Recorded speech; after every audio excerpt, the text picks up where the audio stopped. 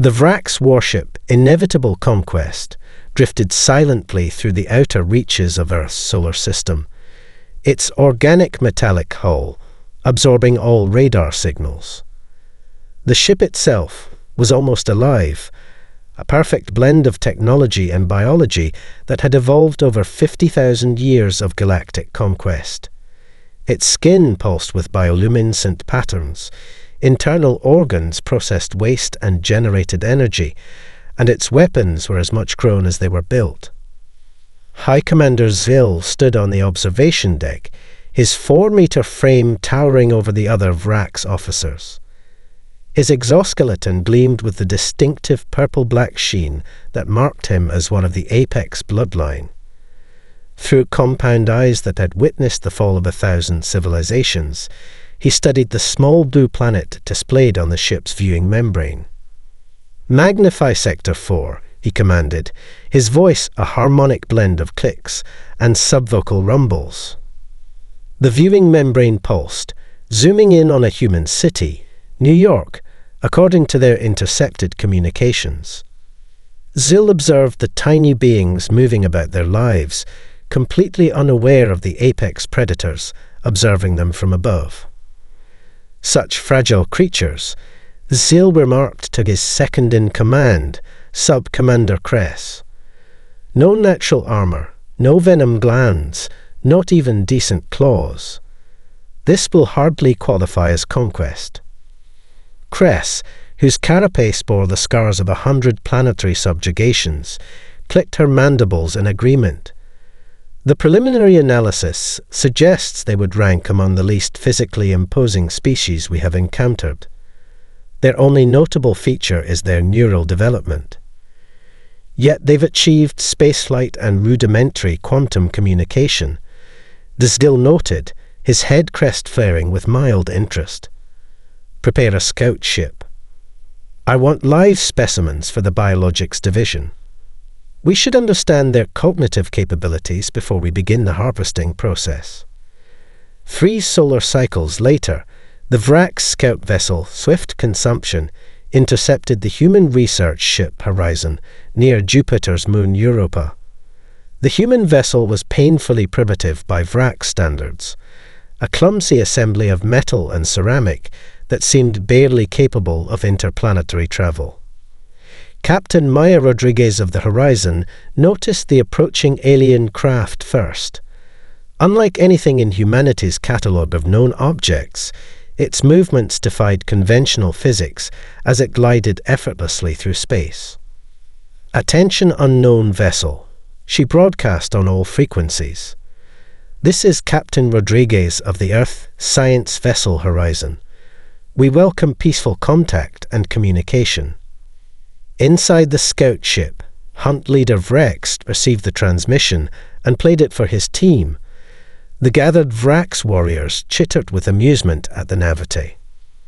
"They offer peace before knowing our nature," Vrex said, his feeding tentacles writhing with anticipation beneath his war mask. "How typically prey-minded. Prepare the harvesting protocols. I want minimal damage to their neural tissues." The Vrak's ship suddenly accelerated, closing the distance to the horizon in seconds. Before Captain Rodriguez could even order evasive maneuvers, the alien vessel discharged a cloud of microscopic organisms, a bioweapon specifically calibrated to human biology after months of studying intercepted medical data. Dr. Elena Reyes, the Horizon's xenobiologist, watched in horror from the laboratory viewport as the bioweapon made contact with the hull. The metal seemed to soften, allowing the particles to seep through. Seconds later, the first screams echoed through the ship's communication system. "Containment breach in sectors 1 through 5, the ship's AI announced calmly. Unknown biological agent detected.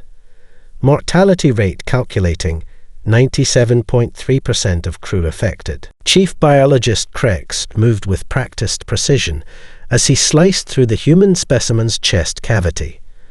The laboratory aboard the Inevitable Conquest hummed with the soft sounds of medical equipment and the gentle pulsing of the organic light membranes overhead. 3 captured humans lay on crystalline examination tables, their bodies preserved in stasis fields that prevented cellular degradation. Note the inefficient circulatory system, Krex dictated to his research assistants. Single heart, vulnerable major vessels near the surface, no redundant organs. His feeding tentacles twitched with disappointment beneath his science mask. These creatures make no evolutionary sense. The door membrane parted as High Commander Zil entered, his towering form causing the lesser Vrak scientists to bow their head crests in deference. "What have you discovered, Chief Biologist?" Krex gestured to the displayed holographic models of human anatomy. "High Commander, these creatures are puzzling. Their muscles are inefficient, generating barely 1/10 the strength-to-mass ratio of even juvenile Vraks. Their bones break under pressure that wouldn't dent our exoskeletons. Their sensory organs are primitive at best." Zil moved closer, watching as the biologist extracted a human brain and placed it in a neural scanner. Then how did they create interplanetary travel? How did they build quantum communication arrays? Their technology suggests cognitive capabilities beyond what you describe. "That remains the only area of interest," Krex admitted, analyzing the neural tissue samples. Their brains show unusual connectivity patterns and an oversized cerebral cortex relative to body mass. But even this is unremarkable compared to the Zentari we conquered in the Andromeda Arm. The neural scanner completed its analysis, projecting a 3-dimensional model of human thought patterns. Krex frowned at the results. Curious. Their neural architecture shows signs of inefficient redundancy, multiple pathways to process the same information. "A weakness?" Zil inquired. "Possibly. Or perhaps." Krex hesitated. "I require more specimens to confirm my hypothesis." Meanwhile on Earth, humanity's response proved anything but predictable. In a fortified bunker beneath Geneva, Commander Jackson Chen paced before a wall of monitors displaying the limited footage recovered from the Horizon's emergency data burst. His weathered face, scarred from 15 years of special operations, remained impassive despite the horror on the screens. "Run it again," he ordered the technicians. "Focus on their bioweapons delivery system."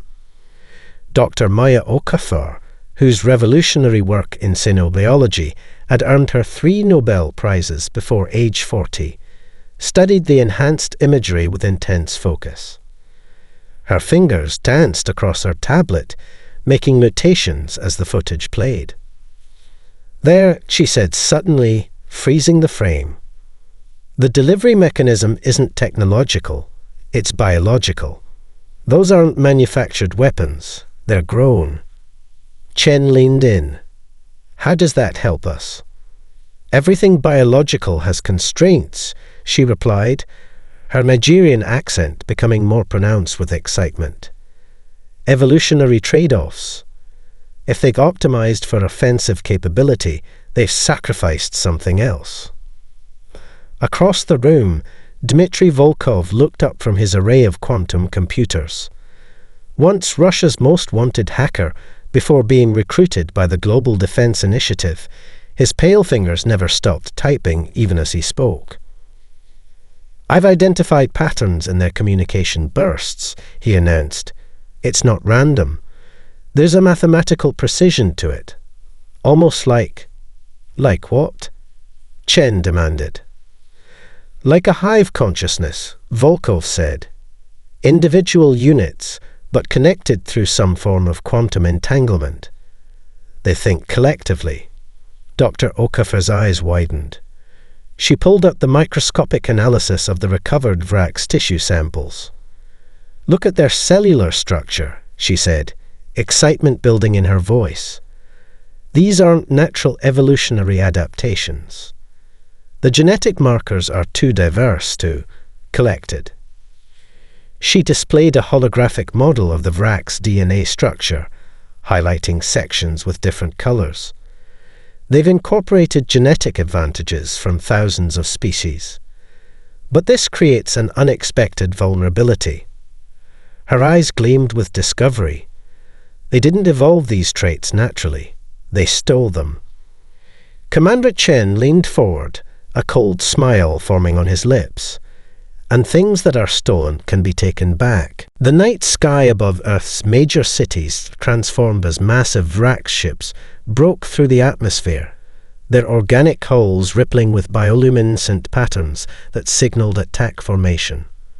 Each vessel resembled a monstrous cross between a manta ray and a scorpion, measuring nearly a kilometer across. They positioned themselves strategically above population centers on every continent, hovering like predators preparing to strike.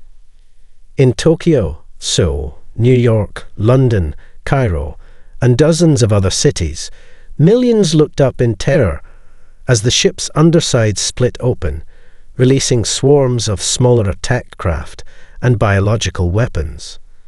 Microscopic organisms rained down, some consuming concrete and metal infrastructure, others targeting human neural pathways, while crawler bombs burrowed through streets before detonating in synchronized patterns.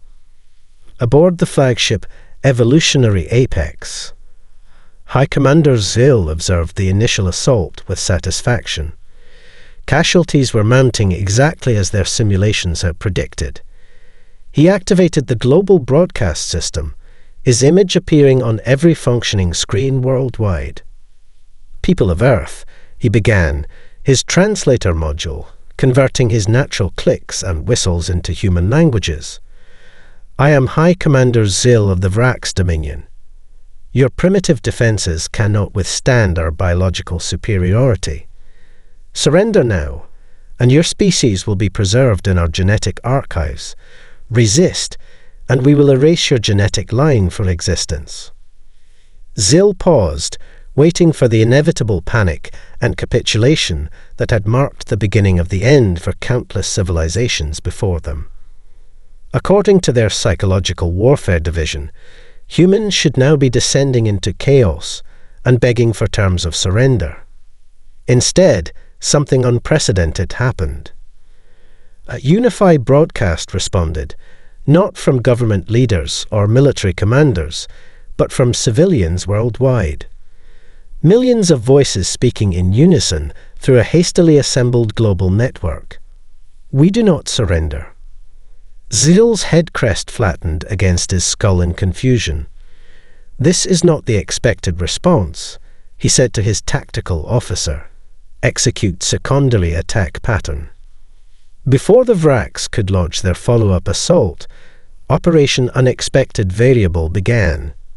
Commercial airliners, evacuated of passengers, but loaded with specially calibrated electromagnetic pulse generators, approached Vrak ships worldwide. The Vraks ignored them, their threat assessment algorithms dismissing the primitive aircraft as inconsequential. It was their first critical error. The aircraft detonated in precisely timed electromagnetic pulses calibrated to the exact frequency of Vrak's neural networks, temporarily paralyzing their ship's biological components. From underground bunkers and hidden installations, railguns fired projectiles at speeds approaching relativistic velocities, punching through momentarily vulnerable Vrak's hulls before they could adapt their defenses. Most shocking to the Vraks, humans willingly sacrificed themselves as diversions. Commander Chen led a suicide mission of 5 stealth craft directly at the destroyer, evolutionary successor, near the moon. 4 of the craft deliberately drew Vrak's fire, allowing Chen's vessel to slip past defenses and breach the destroyer's hull using experimental phase-shifting technology. Boarding successful, Chen reported through quantum comms as his team fought their way through the ship's organic corridors. 80% casualties, but we're proceeding to the neural core. In his command chamber, Zill received the reports of simultaneous attacks worldwide with growing alarm. The combat simulations had predicted total human capitulation within 6 hours. Yet 12 hours had passed, and humans had actually pushed back Vrak's forces in 3 sectors. Impossible, he whispered as another destroyer reported critical systems failure. Their technology is primitive. Their bodies are fragile. What are these creatures? His tactical officer, normally confident to the point of arrogance, looked genuinely disturbed. High Commander, they're not following any known conflict resolution algorithm. They're improvising. High Commander Zgill paced the length of his strategic chamber, his clawed feet kicking against the living floor membrane. The holographic displays surrounding him showed concerning data. Human resistance had not only continued, but strengthened over the past 3 days. The Vraks had lost 7 destroyer-class vessels, and control of Earth's orbital space was now contested. Explaining this failure, he demanded of his chief strategic analyst, a decorated veteran of 17 planetary conquests. Show me how a species with primitive technology and fragile bodies has managed to push back the most advanced military force in the galaxy. The analyst's compound eyes shifted nervously as he projected the latest intelligence onto the main viewing membrane. High Commander, they're innovating at rates we've never observed in any species. Look at these captured weapons. The display showed human devices that had been recovered from battlefield encounters, crude approximations of Vrak's technology, but modified in unexpected ways.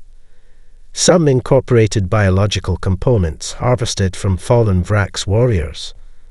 Others used electromagnetic fields calibrated specifically to disrupt Vrak's neural patterns.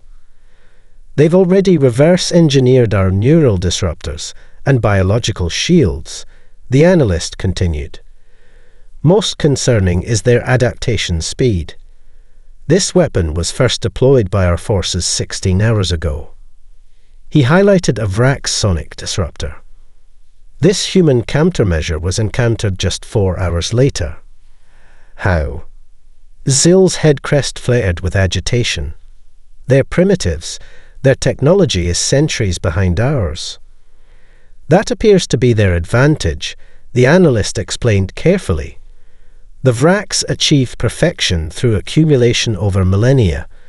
We optimize every system to its theoretical maximum before deployment. Humans, he hesitated, humans achieve adequacy through rapid iteration. They're not trying to perfect anything. They are creating workable solutions at extraordinary speed. On Earth, in a reinforced laboratory beneath the ruins of Cambridge University, Dr. Okafor worked without sleep, her eyes rimmed with red but bright with determination. Surrounding her team were specimens from fallen Vraks, tissue samples, neural fragments, and components from their biological weapons. Version 37, she announced, injecting the latest iteration of her virus into a Vrak's tissue sample suspended in a containment field. The team watched through microscopes as the alien cells began destroying themselves, attacking their own structures as if confused about what was self and what was foreign. The ultimate autoimmune disease, she explained to the military observers present. It targets the genetic locks that hold their stolen evolutionary advantages in place. Their biological perfection becomes their undoing. General Wei, commander of Earth's Eastern Defense Force, studied the results with intense focus. Timeline to deployment. 12 hours for sufficient production, Dr. Okafor replied.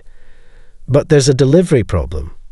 It requires direct introduction into their neural network. We can't just release it into the atmosphere.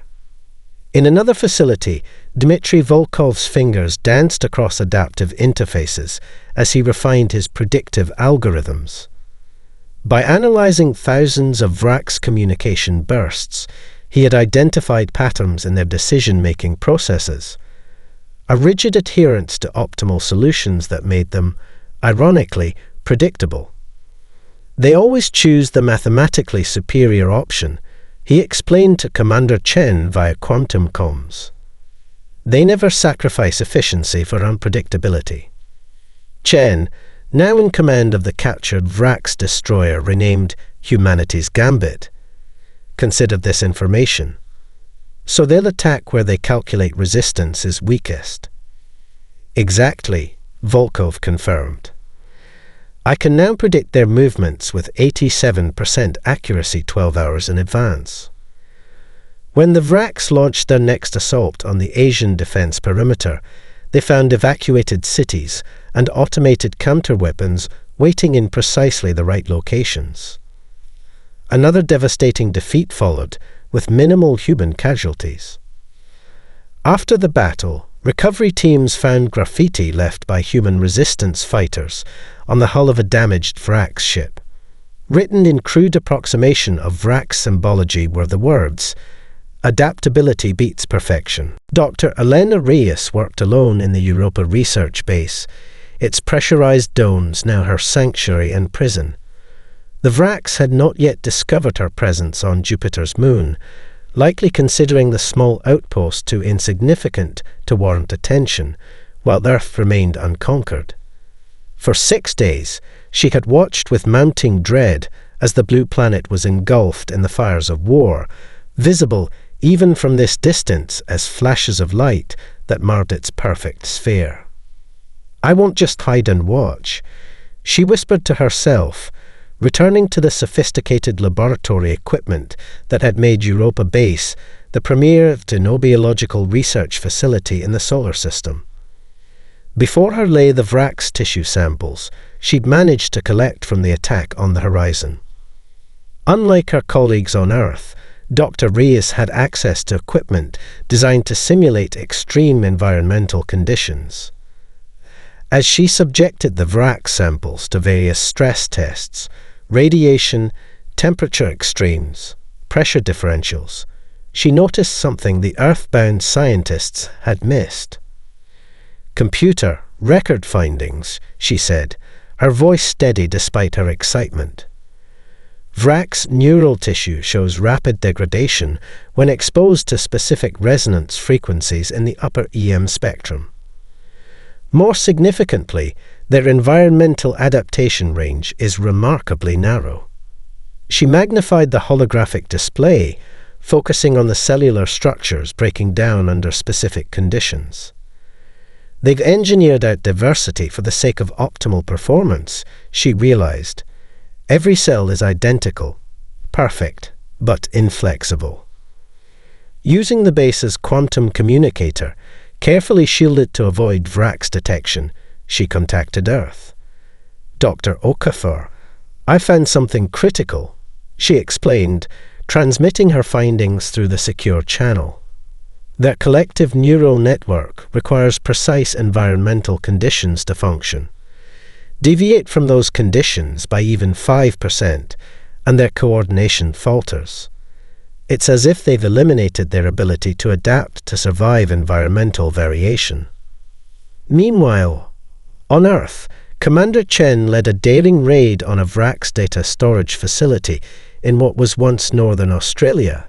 His team, equipped with the latest adaptive camouflage developed from captured Vrax technology, breached the facility's outer defenses by mimicking Vrax neural signatures.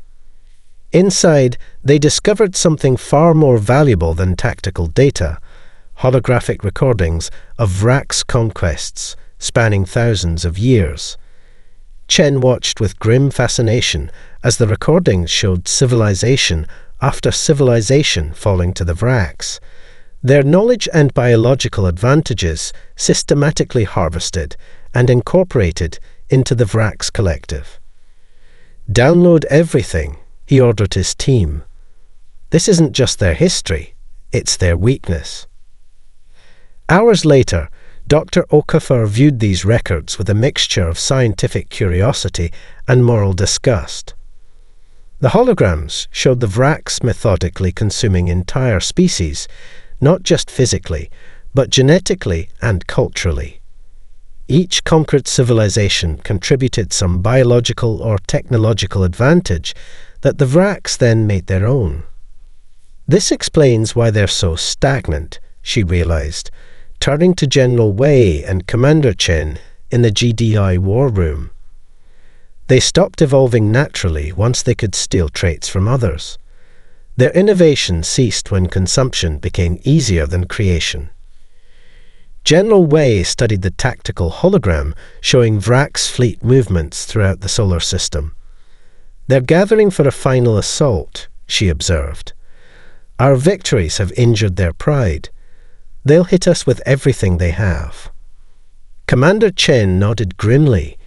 By my calculations, we can't survive their full force through conventional resistance, even with our adaptations. Their numbers are too great, their biological weapons too advanced. Unless, Dr. Okafor began.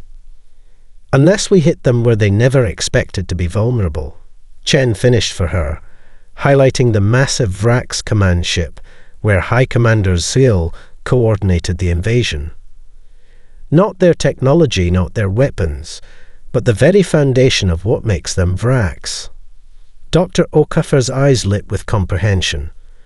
Their collective consciousness, their stolen biology, everything that makes them feel invincible. Exactly, Chen replied. We need to deliver your genetic disruptor directly to their command ship.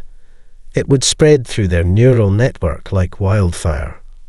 General Wei frowned. A strike against their command ship would be suicide. They surrounded it with their most advanced defenses.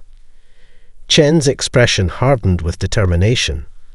Then that's exactly what we'll give them, the ultimate sacrifice they never saw coming. The last stealth shuttle in Earth's arsenal waited in the shadow of a destroyed orbital station, its hull covered in a biological camouflage developed from the Vracs' own skin cells. Inside, Commander Chen briefed his team of 12 volunteers, the only people willing to undertake a mission with virtually no chance of survival. Our objective is the central neural node of the Vracs command ship, Chen explained, his voice steady despite the enormity of their task. Once there, we deploy Dr. Okafor's genetic disruptor directly into their collective consciousness. If successful, it will spread through their entire neural network instantaneously. Specialist Rivera, a former Olympic athlete turned Special Forces operative, studied the holographic schematic of the Vracs flagship. The defenses look impenetrable, Commander. They are, Chen acknowledged grimly. That's why we're not going to fight through them. We're going to let them bring us inside. He displayed images of Vracs harvesting procedures, gleaned from the captured historical records. They collect valuable specimens during every conquest. Their arrogance is such that they never consider these specimens a threat. The plan was audacious in its simplicity and terrible in its cost. They would present themselves as a high-value target, humans with rare genetic traits that the Vracs would want to preserve in their biological archives rather than destroy outright. At precisely the moment, the Vracs fleet began its final descent toward Earth. Operation Terminal Strike commenced. Dmitry Volkov activated the most sophisticated cybertech ever conceived, using quantum algorithms that exploited the predictable patterns in Vracs' thought processes to flood their tactical network with contradictory sensory information. Simultaneously, Dr. Okafor transmitted the genetic profile of Chen's team on frequencies the Vracs used to identify valuable biological specimens. The profile was deliberately enhanced to suggest rare cognitive abilities, exactly the kind of evolutionary advantage the Vracs sought to consume. The Vracs fleet descended toward Earth, weapons primed for the final devastating assault that would end human resistance. Then, as Volkov's attack hit their systems, ships began receiving conflicting commands. Battle formations faltered. Targeting systems identified false threats. Aboard the command ship, High Commander Zil felt the first tremors of doubt. What is happening? He demanded as reports of system malfunctions flooded in. His tactical officer struggled to make sense of the chaotic data. Some form of informational attack, High Commander. We're isolating the affected systems. But there's something else. We've detected specimens with extraordinary neural patterns near the ruins of their orbital defense platform. The harvesting protocols have automatically designated them for collection rather than destruction. Zil hesitated, his tactical instincts warning of a trap. But the prize was too tempting. Humans with superior cognitive abilities would make valuable additions to the Vrax collective. Send a collection team, he ordered, but maintain full security protocols. The Vrax harvester ship extended its capture tendrils around the human shuttle, drawing it into a specimen containment chamber. Chen and his team lay motionless, their vital signs suppressed by drugs to mimic the near-death state of valuable specimens being preserved for study. Once inside the massive command ship, Chen activated the neural dampeners developed from Dr. Reyes' research. These devices, tuned to the specific resonance frequency she had discovered, created localized disruptions in the Vrax neural network, small blind spots in their collective awareness. Moving through the organic corridors of the Vrax flagship, Chen's team encountered nightmarish defenses, living weapons grown from the genetic material of conquered species. 2 team members were dissolved by acid-spitting guard beasts, evolved from a silicon-based predator species. Another 3 were impaled by living bone spears that erupted from the corridor walls. Despite these losses, Chen and Specialist Rivera finally reached the central neural node, a massive, pulsing brain-like structure connected to thousands of glowing tendrils that stretched throughout the ship and beyond, linking to the entire Vrax fleet. Rivera placed the disruptor device directly against its surface, then looked to Chen. For Earth, she said simply, activating the device even as Vrax guards burst into the chamber. The disruptor released the Dr. Okuffer's virus directly into the Vrax neural network, where it spread instantaneously through their collective consciousness. Across the invasion fleet, Vrax warriors collapsed as their stolen genetic advantages turned against them. Defensive scales hardened until they cracked. Venom glands ruptured internally. Enhanced muscles tore themselves apart.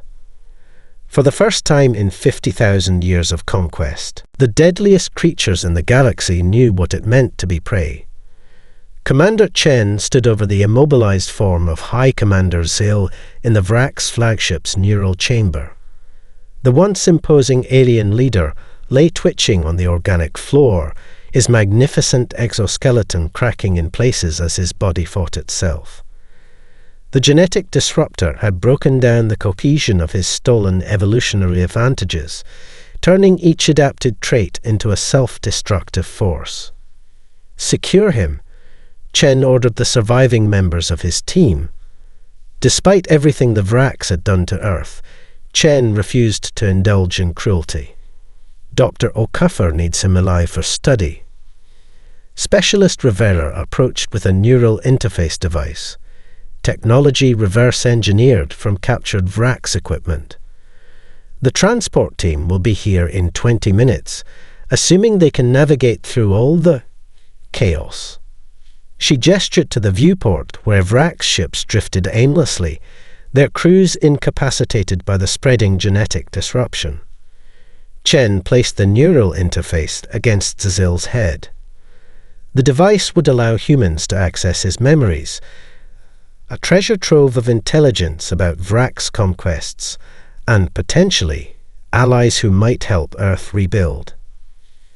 The interface activated, projecting Zil's neural patterns into a comprehensible visual format. What Chen saw astonished him. Civilizations far more advanced than humanity have fallen before the Vraks. Species with natural defenses that made humans seem pitifully vulnerable, crystalline beings immune to physical damage, energy entities that could travel through space unprotected, hive minds with processing power that dwarfed Earth's combined computing capability, all had been conquered and consumed. Why? Chen whispered, genuinely puzzled. Why did we succeed where they failed? 3 days later, in a secure facility beneath what remained of Geneva, Dr. Okafor presented her findings to Earth's unified command. The room was filled with military leaders and scientific experts, all eager to understand how humanity had achieved the impossible. The answer was in Zeal's memories all along, Dr. Okafor explained, displaying holographic representations of previous Vraks conquests. Those species had evolved specific, specialized advantages, perfect adaptations to their environments. The crystalline Tholians were virtually indestructible, but inflexible in their thinking. The gaseous Medusan collective could not be physically harmed, but its communication network was vulnerable to disruption. She changed the display to show human evolutionary history. When the Vraks countered these specialized advantages, those species had nothing else to fall back on. They'd invested everything in a single evolutionary path. Humans, by contrast, never developed a single perfect adaptation. We maintained our primitive generalist biology while developing tool use and social cooperation. Dr. Rias, now returned from Europa, stepped forward. More importantly, we never stopped adapting. The Vraks couldn't predict our responses because we ourselves didn't know what we would do until we did it. Our solutions weren't optimal. They were adequate and rapidly implemented. In the medical wing, Cyril was stabilized as the genetic disruptor's effects were carefully managed to keep him alive for study. In his deteriorating consciousness, connected to monitoring equipment that translated his thoughts, he finally comprehended the truth. The Vraks' philosophy of taking the best traits from others instead of developing their own had created an evolutionary dead end. They could only improve through conquest, while humans improved through failure and adaptation. You have no natural weapons. The Zil's translated thoughts appeared on the monitoring screen as Dr. Okafor checked his condition. No armor, no venom, no specialized adaptations at all. How could you defeat us? Because we never stopped being challenged, she replied, knowing he could understand her. Your species conquered its way to perfection and then stagnated. Ours struggled and failed and learned and grew. Your greatest strength was also your fatal flaw. You believed biological perfection was the ultimate power. You never understood that vulnerability drives innovation. As Earth's combined forces neutralized the remaining Vraks' resistance throughout the solar system, humanity faced its greatest test. Would they follow the path of vengeful extermination or forge something new? General Wei posed this question to the Global Defense Council. We have the capability to eradicate the Vraks entirely. Their fleet is disabled. Their homeworld coordinates are in our possession. The decision before us is not one of ability, but of identity. What kind of species do we wish to be remembered as? Conquerors or teachers? 6 months after the Vraks' defeat, the Galactic Rehabilitation Council convened in what was once High Commander Zill's throne room aboard the Capture flagship, now renamed Humanity's Choice. The massive chamber had been transformed, its organic weaponry and instruments of conquest replaced with meeting tables and communication equipment. Representatives from Earth sat alongside delegates from dozens of species liberated from Vraks' domination as a result of humanity's victory. General Wei, now serving as Earth's primary representative, addressed the assembled delegates. The easy path would have been extermination. The Vraks nearly destroyed our world, killed millions of our people, and showed no mercy in their conquest. But easy paths rarely lead to growth. Instead of eradicating the Vraks, humanity had chosen a different approach. Using modified versions of the Vraks' own neural technology, they had done something unprecedented. They forced the surviving Vraks to experience the suffering of every species they had conquered. Not as punishment, but as education. Dr. Okafor took the podium, her research team standing behind her. The genetic disruptor has been refined to selectively remove stolen genetic material while preserving the Vraks' original biology, she explained, displaying holographic models showing the transformation process. They can be restored to what they were before they became conquerors, physiologically simpler, but capable of natural evolution once again. A murmur ran through the assembly. Many of the alien delegates had advocated for more permanent solutions to the Vraks threat. The representative from the crystalline Tholians, whose homeworld had been strip-mined by the Vraks millennia ago, raised a faceted appendage. Why show mercy to those who had none? Commander Chen, now Admiral of Earth's growing interstellar fleet, answered simply, because mercy is strength, not weakness. The Vraks consumed rather than created. We choose to create rather than destroy.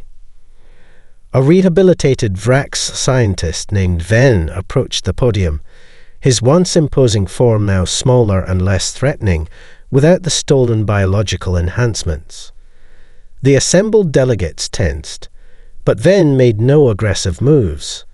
His head crest, once a symbol of dominance, now remained flat in a gesture of humility.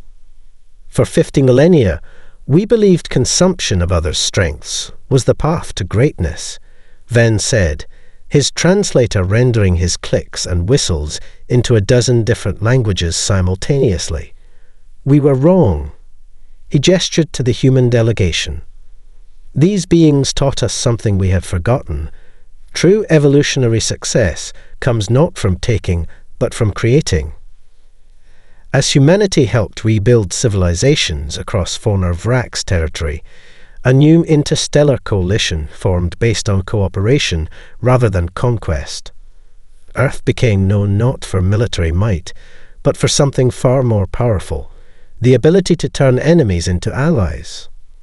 Earth's scientific teams, led by Dr. Okafor and Dr. Rias, shared their technologies freely with other species, while learning from the unique adaptations each civilization had developed.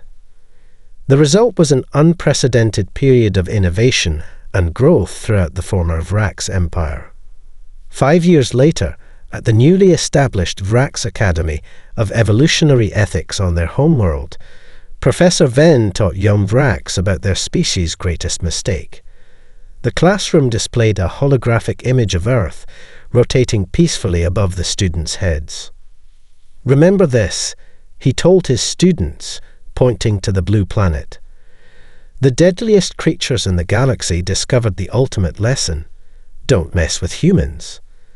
Not because they are stronger or faster or more technologically advanced, but because they transform rather than destroy, adapt rather than conquer, and forgive even when they have every right not to. A young female Vraks raised her hand, her untainted biology showing signs of the natural diversity that had begun to re-emerge in their species. Professor, doesn't mercy make them weak? Our historical records suggest strength comes from domination. Ven smiled, an expression the Vraks had learned from humans. That question itself reflects the old thinking. Their strength isn't in domination, but in transformation. They defeated us not by becoming more like us, but by remaining uniquely themselves. As the class ended, the students filed past the Academy's entrance, where the most famous human phrase throughout the galaxy was displayed, etched in the original Vraks Conquest language, but conveying a message the old Vraks could never have understood. Our greatest weapon was never our technology, it was our humanity.